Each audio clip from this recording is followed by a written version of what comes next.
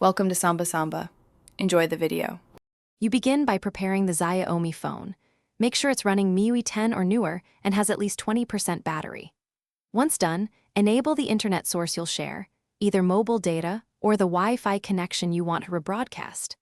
Next, open Settings and tap Portable Hotspot to access hotspot controls. You're starting the hotspot now. Change the network name and password to something short and secure so nearby devices can find and join easily.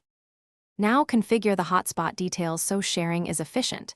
Set a clear SSID and a WPA2 password, and choose 4 GHz for range or 5 GHz for speed if your model supports it. Make sure to limit the number of connected devices and consider MAC filtering or AP isolation to protect your local devices. Also enable auto turn-off when idle and adjust power saving to maintain performance. These choices, finally, turn the portable hotspot on and have the other device join using the SSID and password you set. If a client can't connect, restart the hotspot first.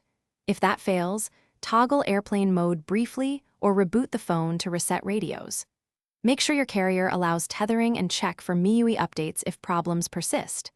If multiple devices struggle, reduce band usage or switch frequency. These steps resolve most issues quickly and get you back to sharing internet with minimal fuss.